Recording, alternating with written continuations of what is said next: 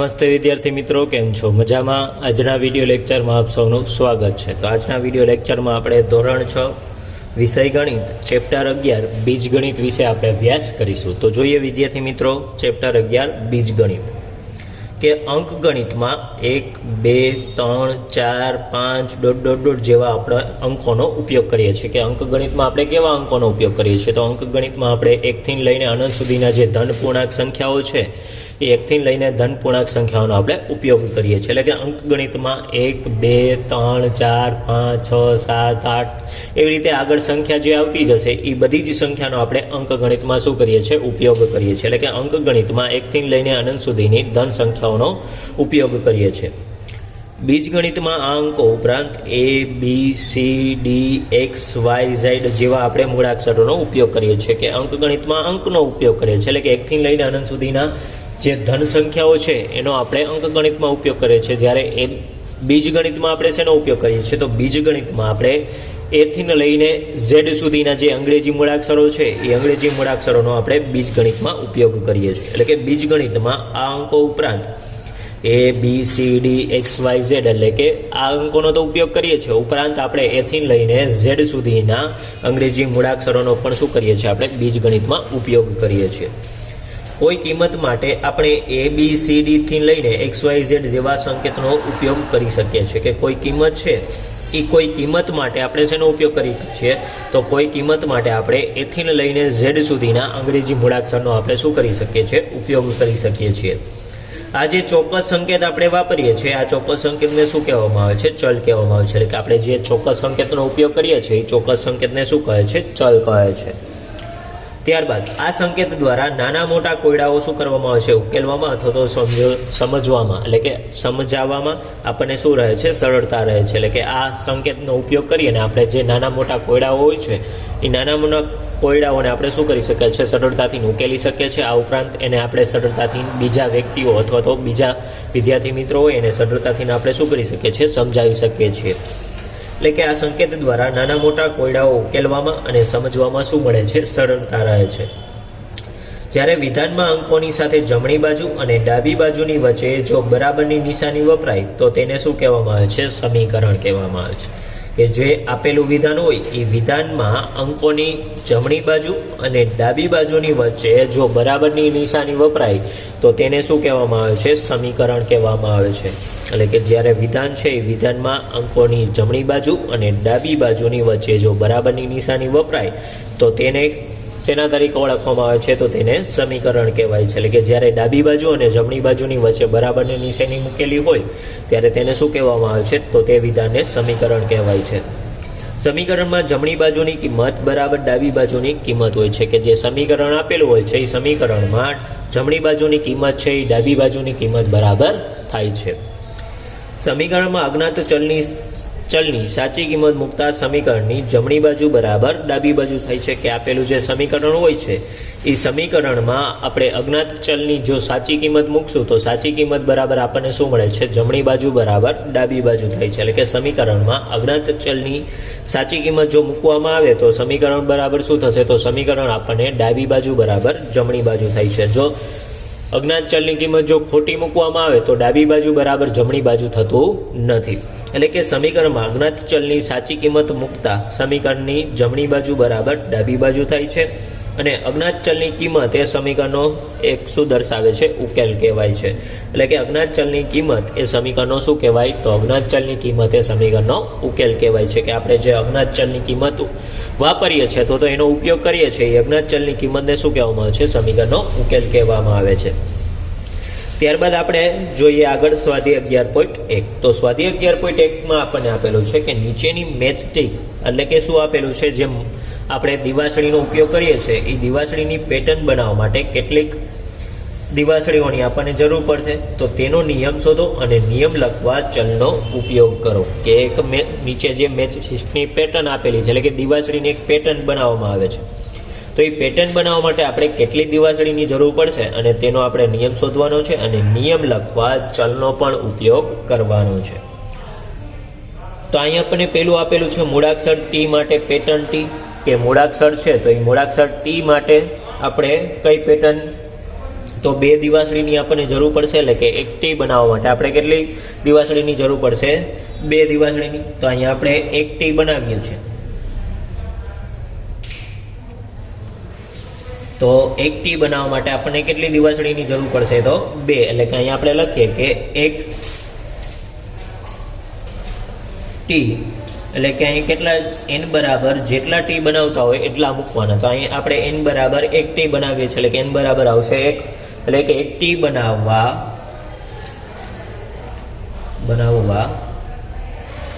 જરૂરી દિવાસળી બરાબર, તો એક ટી બનાવવા જરૂરી દિવાસળી બરાબર 2, કે 2 દિવાસળીની આપણને જરૂર પડશે, કે એક ટી બનાવવા માટે આપણે કેટલી દિવાસળીની જરૂર પડશે? તો એક ટી બનાવવા માટે આપણે જરૂરી દિવાસળીની સંખ્યા થશે 2.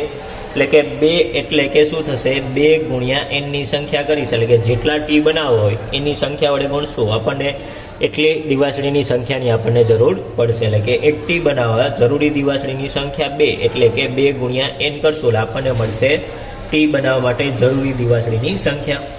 હવે આપણે 2 ટી બનાવવા છે, આ 1 અને આ 2.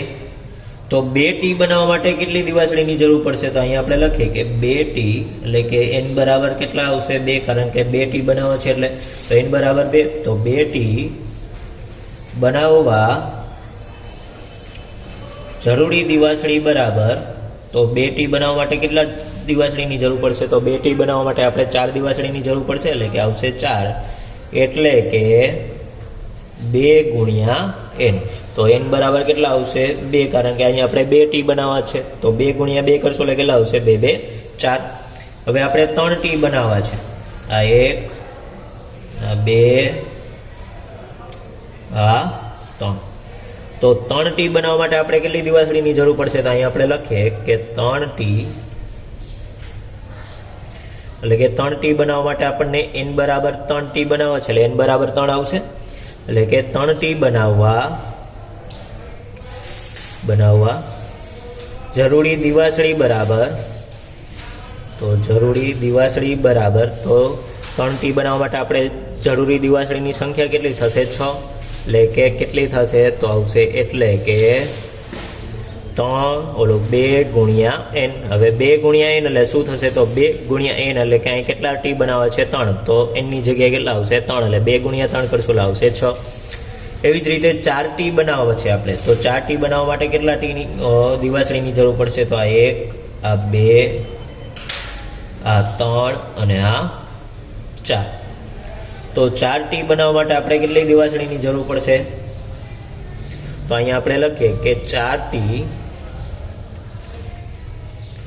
એટલે કે n બરાબર કેટલા આવશે? 4 આવશે, કારણ કે અહીંયા આપણે 4 ટી બનાવવા છે, એટલે કે n બરાબર 4. એટલે કે 4 ટી બનાવવા જરૂરી દિવાસળીની સંખ્યા બરાબર, તો જરૂરી દિવાસળી બરાબર, તો જરૂરી દિવાસળીની સંખ્યા કેટલી આવશે? 8. એટલે કે શું આવશે? 2 ગુણ્યા n. એટલે n એટલે કે અહીં કેટલા ટી બનાવવા છે? આપણે 4 ટી બનાવે છે, એટલે કે n ની જગ્યાએ કેટલા આવશે? 4. તો 4 ગુણ્યા 2 કરશું આવશે 4 દૂને 8. એટલે કે એક ટી બનાવવા માટે આપણે 2 દિવાસળીની જરૂર પડશે. 2 ટી બનાવવા માટે આપણે 4 દિવાસળીની, 3 ટી બનાવવા માટે 6 અને 4 ટી બનાવવા માટે આપણે 8 દિવાસળીની જરૂર પડશે. એટલે કે આમ નિયમ શું થશે? તો આમ નિયમ થશે 2n. એટલે કે આમ નિયમ શું થશે? તો આવશે નિયમ થશે 2n. બરાબર. ત્યારબાદ બીજો મૂળાક્ષર આપણને આપેલો છે z. તો બીજો મૂળાક્ષર જે z આપેલો છે એ z બનાવવા માટે આપણે કેટલી દિવાસળીની જરૂર પડશે તે આપણે શોધવાનું છે. તો અહીંયા આપણે એક મૂળાક્ષર z બનાવવો હોય તો કેટલી દિવાસળીની જરૂર પડશે? તો 3 દિવાસળીની જરૂર પડશે. આ 1, 2 અને 3. એટલે કે અહીંયા આપણે લખીએ કે એક z, એટલે કે એક z બનાવવો છે, એટલે n બરાબર કેટલા આવશે? 1. તો એક z બનાવવા જરૂરી દિવાસળી બરાબર, તો એક z બનાવવા માટે કેટલી દિવાસળીની જરૂર પડશે? આપણને 3. એટલે કે 3 ગુણ્યા ટી z ની સંખ્યા આપણે કરશું કે જેટલા z બનાવવાશે એને ગુણ્યા n કરશું એટલે આપણને મળશે દિવાસળીની સંખ્યા. તો અહીંયા આપણે 3 એટલે કે 3 ગુણ્યા n, તો અહીંયા આપણે એક જ z બનાવવો છે એટલે કે એની જગ્યાએ કેટલા આવશે 1, તો 3 ગુણ્યા 1 કરશું એટલે આપણને મળશે 1 z બનાવવા માટેની જરૂરી દિવાસળીની સંખ્યા. તો 3 ગુણ્યા 1 કરીએ એટલે આવશે 3 એકા 3. એ જ રીતે 2z બનાવવા એટલે કે n બરાબર 2 આવશે, કારણ કે અહીંયા આપણે 2z બનાવે છે, તો z 2 બનાવે છે એટલે n બરાબર 2 આવશે, એટલે કે 1 આ બીજો બરાબર. તો આ 2z બનાવવા માટે કેટલી દિવાસળીની આપણે જરૂર પડે, તો કેટલી દિવાસળીની, તો 6 દિવાસળીની આપણને જરૂર પડશે. તો આવશે 2z બનાવવા જરૂરી દિવાસળી બરાબર, તો 2z બનાવવા માટે જરૂરી દિવાસળીની સંખ્યા કેટલી થશે, 6 થશે, એટલે કે 3 ગુણ્યા n. તો 3 ગુણ્યા n બરાબર કેટલા આવશે, અહીંયા આપણે 2z બનાવે છે એટલે n બરાબર 2 આવશે, એટલે કે 3 ગુણ્યા 2 કરશું એટલે આવશે 3 દુ ને 6. હવે એવી જ રીતે આપણે 3z બનાવવા છે, તો આ 1 આ 2 અને આ 3. તો 3z બનાવવા માટે જરૂરી દિવાસળીની સંખ્યા બરાબર, તો 3z એટલે કે n બરાબર કેટલા આવશે 3. z બનાવવા જરૂરી દિવાસળીની સંખ્યા બરાબર, તો 3z બનાવવા માટે જરૂરી દિવાસળીની સંખ્યા કેટલી થશે 9, એટલે કે 3 ગુણ્યા n, કે 3 ગુણ્યા n કરશો એટલે કે n બરાબર શું થશે, જરૂરી આપણે જે z બનાવવા છે એ z ની સંખ્યા, તો અહીં આપણે 3z બનાવવા છે તો n બરાબર 3 આવશે, એટલે 3 ગુણ્યા 3 કરશું એટલે કેટલા આવશે 9. તો એ શું થશે 3z બનાવવા માટે જરૂરી દિવાસળીની સંખ્યા. ત્યારબાદ આપણે જોઈએ 4z. તો 4z બનાવવા માટે એટલે કે n બરાબર 4 આવશે, તો 4z બનાવવા જરૂરી દિવાસળીની સંખ્યા બરાબર જરૂરી દિવાસળી બરાબર, તો 4z બનાવવા માટે આપણે કેટલી જરૂર પડશે, તો અહીંયા આપણે 4z દોરીએ, આ 1 આ 2 આ 3 અને આ 4. તો 4z બનાવવા માટે આપણે 12 દિવાસળીની જરૂર પડશે, એટલે કે 3 ગુણ્યા n. તો n બરાબર કેટલા આવશે 4, કારણ કે અહીંયા આપણે 4z બનાવીએ છીએ, તો જરૂરી દિવાસળીની સંખ્યા બરાબર કેટલા થશે, તો જરૂરી દિવાસળીની સંખ્યા બરાબર થશે 3 ગુણ્યા n. n બરાબર આવશે z ની સંખ્યા, તો અહીંયા આપણે 4z બનાવીએ છીએ એટલે કે 3 ગુણ્યા 4 કરશો આવશે 3 ચોક 12. તો જરૂરી દિવાસળીની સંખ્યા બરાબર થશે 12, કે 4z બનાવવા માટે જરૂરી દિવાસળીની સંખ્યા થશે 12. તો આમ નિયમ શું થશે, તો અહીંયા આપણે આમ નિયમ લખીએ કે આમ નિયમ, તો નિયમ શું થશે 3n થશે બરાબર, કે અહીંયા આપણે 2n હતો, કે અહીંયા આપણે t બનાવવા માટે 2 જ દિવાસળીની જરૂર પડતી હતી, અહીંયા આપણે z બનાવવા માટે 3 દિવાસળીની જરૂર પડે છે, એટલે કે નિયમ શું થશે 3n. ત્યારબાદ જોઈએ મૂળાક્ષર u. તો મૂળાક્ષર u માટે આપણે 3 દિવાસળીની જરૂર પડશે, કે એક u બનાવવા માટે આપણે 3 દિવાસળીની જરૂર પડે છે, એટલે કે અહીંયા આપણે એક u બનાવીએ તો એક u બનાવવા માટે 3 દિવાસળીની જરૂર પડે છે, એટલે કે અહીંયા આપણે લખીએ કે એક u બનાવવા માટે એટલે n બરાબર કેટલા આવશે 1, તો એક u બનાવવા જરૂરી દિવાસળીની સંખ્યા બરાબર, તો જરૂરી દિવાસળી બરાબર કેટલી થશે 3, એટલે કે 3 ગુણ્યા n થશે, એટલે કે 3 ગુણ્યા n. એ જ રીતે 2 u આપણે બનાવવા છે, તો આ એક પછી આ બીજો, એટલે કે 2 u બનાવવા માટે આપણે કેટલી દિવાસળીની જરૂર પડશે, તો એ અહીંયા આપણે શોધી, તો 2 u બનાવવા માટે આપણે 6 દિવાસળીની જરૂર પડશે, એટલે કે આવશે 2 u, એટલે કે n બરાબર કેટલા થશે 2. તો 2 u બનાવવા જરૂરી દિવાસળીની સંખ્યા બરાબર જરૂરી દિવાસળીની સંખ્યા બરાબર, તો 2 u બનાવવા માટે જરૂરી દિવાસળીની સંખ્યા કેટલી થશે 6, એટલે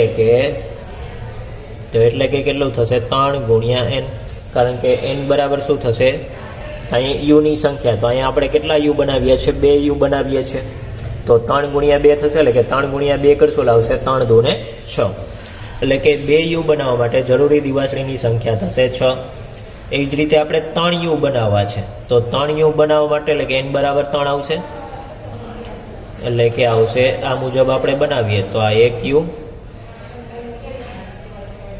આ બીજો u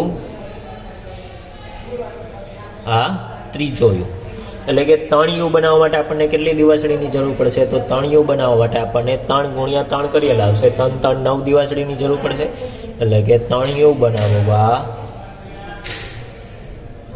જરૂરી દિવાસળીની સંખ્યા બરાબર, તો 3 યુ બનાવવા માટે જરૂરી દિવાસળીની સંખ્યા બરાબર કેટલી થશે? 9, કારણ કે 3 3 પહેલા થશે 9, એટલે કે 3 ગુણ્યા n, તો 3 ગુણ્યા n, n એટલે શું આવશે? યુની સંખ્યા, તો અહીં કેટલા યુ બનાવવાના છે? 3, એટલે આવશે 3 ગુણ્યા 3, તો 3 ગુણ્યા 3 કરશો એટલે કેટલા આવશે? 9. એ જ રીતે 4 યુ બનાવવા છે, તો 4 યુ બનાવવા માટે જરૂરી દિવાસળીની સંખ્યા બરાબર કેટલી થશે? તો અહીંયા 4 આવશે. કેટલા યુ બનાવવા છે આપણે? 4, એટલે n બરાબર આવશે 4.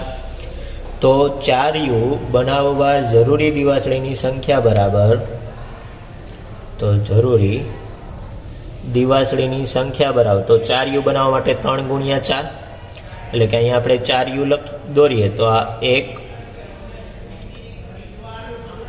આ 2, આ 3 અને આ 4, એટલે કે 4 યુ બનાવવા માટે આપણને કેટલી દિવાસળીની જરૂર પડશે? તો 4 યુ બનાવવા માટે આપણે 3 ચોક 12, એટલે કે 12 દિવાસળીની આપણને જરૂર પડશે, એટલે કે આવશે 3 ગુણ્યા n, n બરાબર થશે યુની સંખ્યા, કે જેટલા યુ બનાવાશે એટલી યુની સંખ્યા અહીંયા આવશે. તો અહીંયા આપણે 4 યુ બનાવવા છે એટલે આવશે n ની સંખ્યા બરાબર થશે 4. તો 4 યુ બનાવવા જરૂરી દિવાસળીની સંખ્યા થશે 3 ગુણ્યા 4 કરી લાવશે, 3 ચોક 12. તો જરૂરી દિવાસળીની સંખ્યા કેટલી થશે? તો જરૂરી દિવાસળીની સંખ્યા આપણે કરીએ તો 3 ગુણ્યા n, એટલે કે અહીંયા 3 એટલે કેટલા થશે? 3 1 યુ બનાવવા માટેની સંખ્યા થશે. એવી જ રીતે અહીંયા આપણે n બરાબર કેટલા યુ બનાવવા છે? 4 યુ બનાવવા છે, એટલે કે n ની જગ્યાએ આવશે 4. તો 3 ગુણ્યા 4 કરશું એટલે આપણને જવાબ શું મળશે? તો 3 ગુણ્યા 4 કરવાથી આપણને જવાબ મળશે 3 ચોક 12, એટલે કે 4 યુ બનાવવા માટે જરૂરી દિવાસળીની સંખ્યા થશે 12. એટલે કે અહીંયા આપણે લખીએ કે નિયમ, કે આમ નિયમ શું થશે? તો આમ નિયમ થશે 3n, કે 1 યુ બનાવવા માટે 3 દિવાસળીની જરૂર પડે છે. તો એવી જ રીતે 2 યુ બનાવવા માટે 3 દૂને 6, એટલે કે 3 ગુણ્યા 2 કરીએ તો આવશે 3 દૂને 6, એટલે કે 3n. એ જ રીતે 3 યુ બનાવવા માટે 3 ગુણ્યા n, એટલે કે n અહીંયા જેટલી સંખ્યા હશે, કે જેટલા યુ બનાવો હોય એટલા સંખ્યા આવશે. તો n બરાબર 3 યુ બનાવવો હોય તો એની જગ્યાએ આવશે 3, એટલે 3 ગુણ્યા 3 કરશું એટલે આપણને મળશે 9. એટલે કે એવી જ રીતે 4 યુ બનાવવા માટે જરૂરી દિવાસળીની સંખ્યા પણ કેટલી થશે? 3n. તો આમ નિયમ શું થશે? તો નિયમ આવશે 3n. તો અહીંયા આપણે સ્વાધ્યાય 11.1ના પ્રશ્ન પહેલા 3 દાખલાનો આપણે અભ્યાસ કર્યો. આવતા વિડીયો લેક્ચરમાં આપણે આગળના દાખલાનો અભ્યાસ કરીશું. તો ત્યાં સુધી દરેક વિદ્યાર્થી મિત્રને જય હિન્દ, જય ભારત.